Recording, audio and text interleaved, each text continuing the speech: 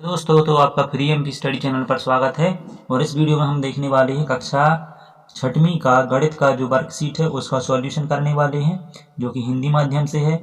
तो इसमें हम देखेंगे गणित का सॉल्यूशन। तो इसके पहले अगर आपने फ्री एमपी स्टडी चैनल को सब्सक्राइब नहीं किया है तो कर लीजिए और बेल आइकन को प्रेस कर लीजिए, जिससे कि आप आने वाले नई वीडियो की नोटिफिकेशन प्राप्त कर सकें। आइए शुरू करते हैं पहले प्रश्न से, जिसमें दिया है निम्नलिखित में सही विकल्प छांट कर लिखिए। ठीक है, तो यहाँ पर जो प्रश्न है उसमें क्या है। पहला प्रश्न है निम्नलिखित थैलों में अलग अलग मूल्य की सामग्री है। 1000 रुपये से अधिक मूल्य की सामग्री वाला थैला कौन सा है। तो यहाँ पर हम टोटल करेंगे, जिसमें 1000 से ज़्यादा आ जाएगा वो क्या हो जाएगा, 1000 से ज़्यादा वाली सामग्री वाला थैला हो जाएगा। तो यहाँ पर इसका सी आंसर सही होगा, क्योंकि 500, 950 यही हो गया पे क्रॉस। ठीक है, और 280 इसका हो जाएगा सी आंसर। और फिर दूसरा प्रश्न है दिए गए चित्र में घन की आकृति है, तो वो होगी हमारी क्या, ए नंबर। ये होता है हमारा घन, ये होता है वर्ग, ये होता है आयत, और ये भी घन ही होता है। ठीक है, क्योंकि एक्चुअली ये घन नहीं है, ये घन ये होता है जो कि बिल्कुल स्क्वायर वाली एरिया में हो।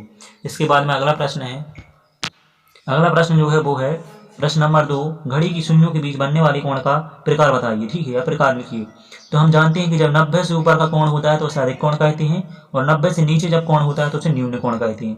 तो जो हमारा शून्यों के बीच में कोण आ रहा है वो है 45 अंश। तो 45 अंश 90 से कम है, तो जो होगा इसका प्रकार वो होगा न्यून कोण। तो क्या हो जाएगा, ये न्यून कोण हो जाएगा। इस प्रकार इसका आंसर है। फिर दूसरा और उसके बाद में आने वाला प्रश्न है तीसरा, जिसमें दिया है निम्नलिखित आकृति के छायांकित भाग को भिन्न के रूप में लिखिए। तो यहाँ पर भिन्न के रूप में लिखेंगे तो हम क्या करते हैं, जो हमारा छायांकित भाग है उसकी संख्या को ऊपर लिखेंगे, और जो टोटल है हमारे भाग उनको नीचे लिखेंगे। तो छायांकित भाग हो जाएगा 3, हमारे छायांकित भाग हैं तो 3 बटे, और जो टोटल है भाग वो कितने, 1 2 3 4 5 6 7 8, तो 8 हो जाएंगे। तो 3/8 इसका आंसर हो जाएगा। फिर इसके बाद में अगला प्रश्न है, जो कि है प्रश्न 4, संख्या 32 के गुणनखंड योग में लिखिए। मतलब संख्या 32 के गुणनखंड योग में लिखिए। तो यहाँ पर क्या आ जाएगा, देखो 4 मतलब 8 जगह होते हैं 32, तो यहाँ पर क्या आ जाएगा, 4 हमारा पहले से है, 8 यहाँ पे आ गया। तो इसके मतलब क्या करें कि ये 8 में आ जाए। ठीक है, 8 के बराबर आ जाए। तो 2 रखेंगे तो 2 चौको 8 हो जाएगा। इसी प्रकार यहाँ पर 4 है, और यहाँ पर हम 2 और 2 रखेंगे तो 2 दूनी 4 हो जाएगा। ठीक है, अब आगे वाला प्रश्न देखते हैं, जो कि दिया है प्रश्न 5 में। एक वर्गाकार बगीचे के चारों ओर लगे तार की लंबाई 20 मीटर है, तो बगीचे का क्षेत्रफल ज्ञात कीजिए। तो यहाँ पर क्या है, एक वर्गाकार बगीचा है, और वर्गाकार बगीचा में तार की लंबाई क्या है, 20 मीटर है, और जो कि चारों ओर लगा हुआ है। ठीक है, तो क्षेत्रफल ज्ञात करना है। हम जानते हैं कि जो वर्ग होता है, वर्ग का क्षेत्रफल हम कैसे निकालते हैं, भुजा गुणित भुजा। ठीक है, तो यहाँ पर जो उसकी लंबाई है, तार की लंबाई, ये भुजा हुई उसकी एक। ठीक है, तो चारों ओर लगी है, मतलब कि एक साइड में 20 मीटर, मतलब चारों ओर कितनी हो जाएगी उसकी, 20-20 करके। तो यहाँ पर हम देखते हैं तार की लंबाई बराबर हो जाएगी 20 मीटर। फिर इसी प्रकार से क्या करेंगे, वर्गाकार बगीचे का क्षेत्रफल जो होता है वो होता है भुजा गुणित भुजा। तो इसलिए वर्गाकार बगीचे का जो क्षेत्रफल होता है वो बराबर होता है भुजा गुणित भुजा। तो हम क्या करेंगे, भुजा की लंबाई दी गई है, मतलब कि एक तार की लंबाई दी गई है, तार क्या हमारी भुजा के बराबर है।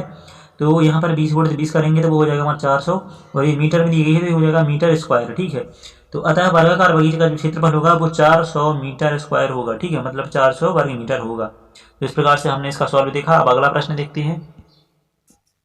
जो अगला है वो दिया गया है प्रश्न 6, जिसमें दिया है सुमित द्वारा अर्धवार्षिक परीक्षा में विभिन्न विषयों में प्राप्त अंकों को निम्न दंड आलेख द्वारा प्रदर्शित किया गया है। तो यहाँ पर हम क्या देख रहे हैं, दंड आलेख द्वारा जो सुमित ने अर्धवार्षिक परीक्षा में अपने विषयों में अंक प्राप्त किए हैं उसका ये दंड आलेख है।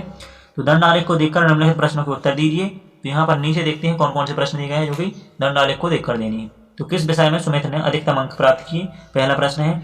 तो यहाँ पर देख सकते हैं अधिकतम किसका गया है, ग्राफ मतलब दंड गया है, वो है हिंदी का 80।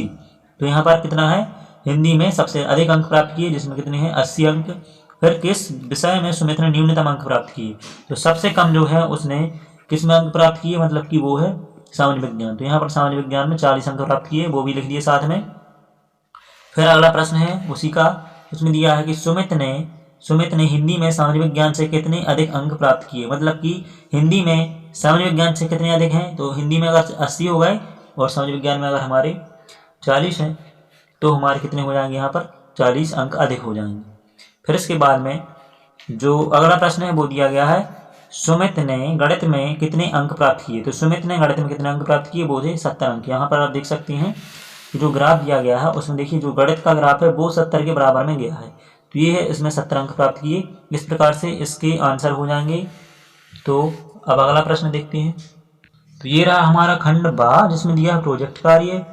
तो इसमें क्या करना है, विद्यार्थी इंच टेप या स्केल की सहायता से घर की वस्तुओं की जानकारी निम्न बिंदुओं के आधार पर नाप कर सारणी में लिखें। यानी कि समझ गए हैं, आपको स्केल या इंच टेप से अपने घर की वस्तुओं को नापना है और जानकारी नीचे भरना है। तो यहाँ पर जिस वस्तु को आप नाप रहे हैं इंच टेप से या फिर मतलब कि स्केल से, तो उस वस्तु का यहाँ पर नाम लिखेंगे और वस्तु की लंबाई कितनी है वो लिखेंगे। ठीक है, मान लीजिए कि आपने कोई बर्तन लिया, उसका जो साइज था वो 1 मीटर था, तो आपने यहाँ पर उसकी लंबाई लिख दी। ठीक है, इसी प्रकार से यहाँ पर कुल 10 आपके लिए बर्तन लेने हैं, मतलब कि कोई 10 वस्तुएं लेनी है, उसमें कुछ भी हो सकता है घर का सामान, और उनकी यहाँ पर आपको क्या बतानी है, लंबाई बतानी है वस्तु की।